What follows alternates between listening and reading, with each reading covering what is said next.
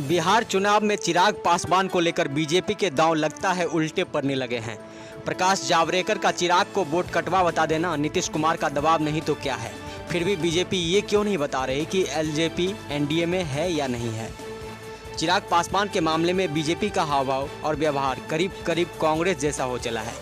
कदम कदम पर कन्फ्यूजन और छोटी छोटी बातों पर फैसले लेने में ज़रूरत से ज़्यादा देरी, और बहुत देर बाद भी जो कुछ बारी बारी टुकड़े टुकड़े में सामने आ रहा है वो भी पुरानी घिसी पीटी बातों को अलग अलग मौक़ों पर अलग अलग नेताओं के जरिए समझाने की कोशिश हो रही है। केंद्रीय मंत्री प्रकाश जावड़ेकर का बयान भी ऐसा ही लगता है। ये तो साफ हो चुका है और खुद चिराग पासवान भी महसूस करने के साथ साथ कहने भी लगे हैं कि बीजेपी नीतीश कुमार के इशारे पर ये सब कर रही है। मानना पड़ेगा कि चिराग पासवान के मामले में बीजेपी पर नीतीश कुमार के लगातार दबाव देने का असर होने लगा है। तभी तो बीजेपी को बार बार सफाई देनी पड़ रही है, और सफाई भी ऐसी कि जैसे जैसे सफाई आ रही है कन्फ्यूजन बढ़ता ही जा रहा है। ऐसा क्यों लगता है जैसे नीतीश कुमार के खिलाफ बीजेपी की चिराग चाल अब लड़खड़ाने लगी है। कहने को तो बीजेपी चिराग ने पासवान की पार्टी एलजेपी को वोट कटवा तक करा दिया है, लेकिन इसमें नया क्या है ये तो पहले से ही मालूम है कि 143 सीटों में से कुछ भले ही चिराग पासवान के हाथ लगे, लेकिन बाकियों पर तो एक ही रोल है, वोट कटवा का।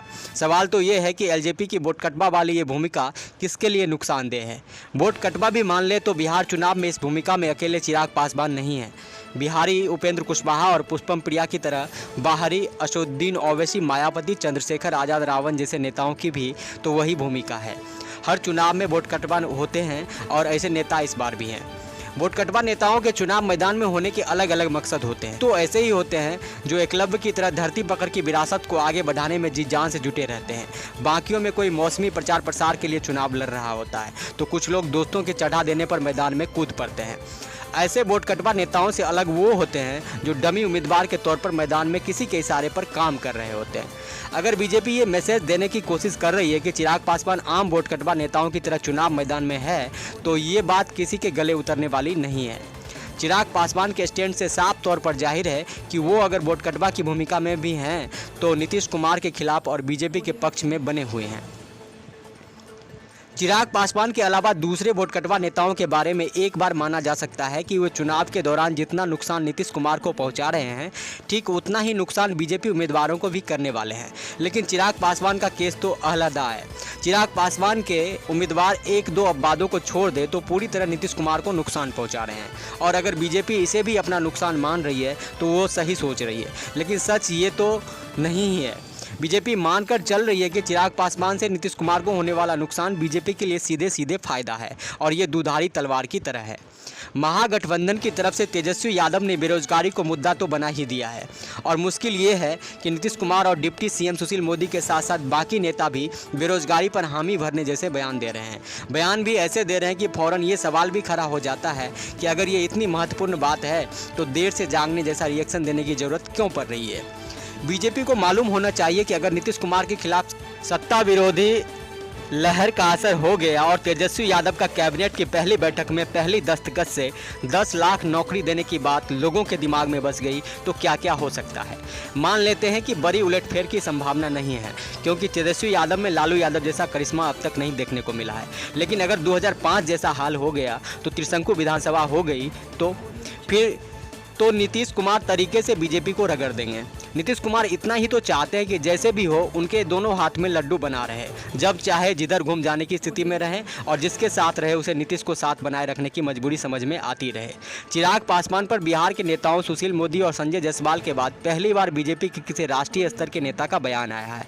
केंद्रीय मंत्री प्रकाश जावड़ेकर का कहना है कि चिराग पासवान बिहार चुनाव में भ्रम पैदा करने की कोशिश कर रहे हैं और इसका उनको कोई फायदा नहीं मिलने वाला है। साथ ही साथ बीजेपी प्रवक्ता संबित पात्रा की तरफ से भी स्थिति स्पष्ट करने की कोशिश की गई है। प्रधानमंत्री नरेंद्र मोदी की बिहार रैलियों के शुरू होने से पहले मोर्चा संभाल चुके प्रकाश जावड़ेकर कहते हैं, मैं स्पष्ट करना चाहता हूं कि एलजेपी बिहार में बीजेपी के शीर्ष नेतृत्व का नाम लेकर वोटरों को गुमराह करने की कोशिश कर रही है, जबकि बिहार में भाजपा का लोजपा से कोई संबंध नहीं है। बिहार में हमारा गठबंधन जेडीयू और हम के साथ है। प्रकाश जावड़ेकर ने यह भी कहा कि एलजेपी वोट कटवा से ज़्यादा कुछ नहीं है और यह बिहार चुनाव में ज़्यादा प्रभाव नहीं डाल पाएगी।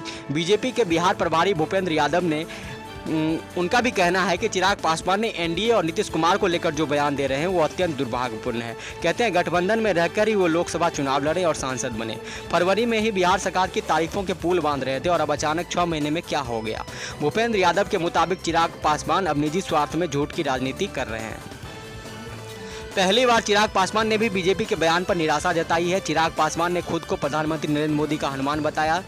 कहते हैं मैं प्रधानमंत्री नरेंद्र मोदी जी के साथ हूं और रहूंगा। मुझे कहीं तस्वीर नहीं लगानी है, मेरे दिल में प्रधानमंत्री बसते हैं। एलजेपी नेता का कहना है कि प्रधानमंत्री की तस्वीर लगाने की जरूरत मुख्यमंत्री नीतीश कुमार को है और वो ज़्यादा तस्वीरें लगाए। ये याद दिलाना नहीं भूलते। मेरा संकल्प है कि 10 तारीख को बिहार में डबल इंजन की सरकार बने। बिहार में बीजेपी के नेतृत्व में बीजेपी एलजेपी की सरकार बने, ये मेरा संकल्प है।